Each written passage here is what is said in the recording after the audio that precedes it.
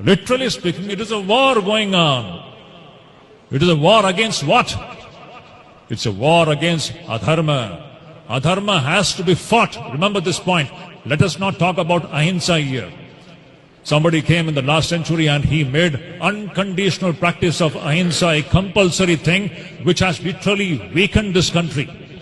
What we want is strength, capacity to resist evil. Swamiji has spoken about this very wonderfully. Ahimsa can be, absolute ahimsa can be practiced only by a small number of people. And for the common man and the common woman, remember, we should learn to resist evil.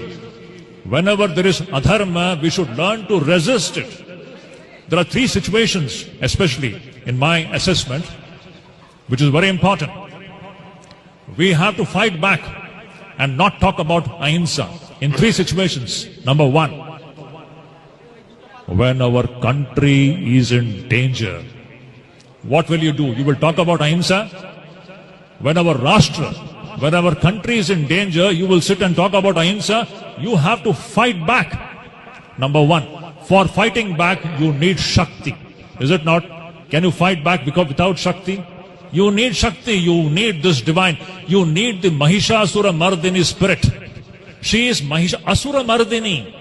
We need this energy which can kill the demons. So first thing, to protect your country, to protect your Rashtra. Second thing, to protect your dharma. When your dharma is under threat, what will you do? You will talk about ahimsa?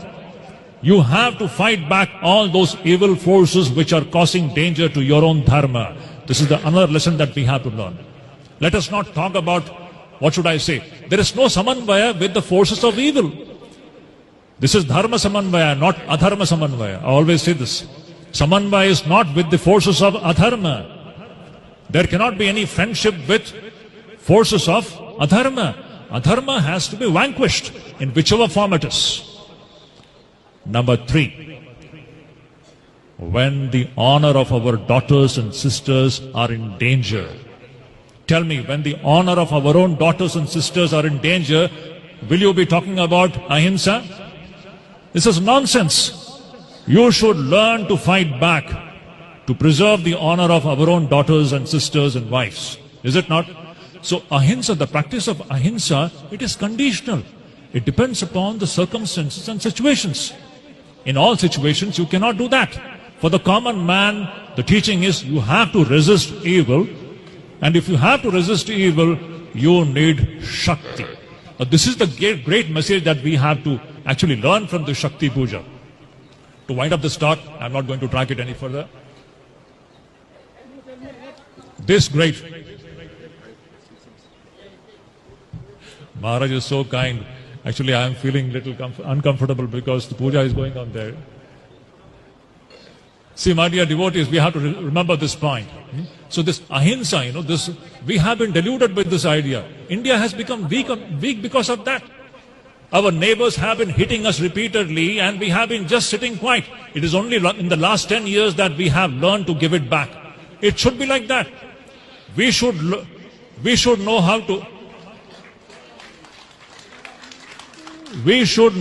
to protect our country, number one, Rashtra. We should know how to defend our dharma, Sanatana Dharma. Attacks on Sanatana Dharma is happening continuously. Are you going to keep quiet? Wherever our dharma is attacked, you have to condemn it. You have to resist this evil. And lastly, as I said, when the honor of our own sisters and daughters are in danger, please don't talk this nonsensical idea of ahimsa. You have to fight it back. And for all this, my dear devotees, you need Shakti. Without Shakti, it is impossible.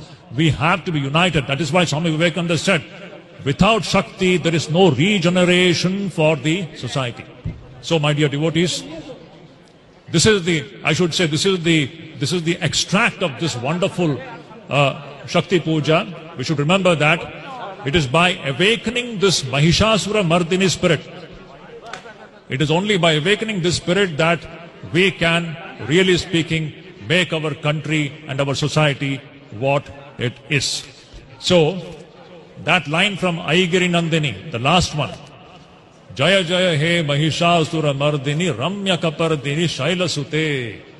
This Mahishasura Mardini spirit, this is the one spirit with which we have to go back from this so-called puja.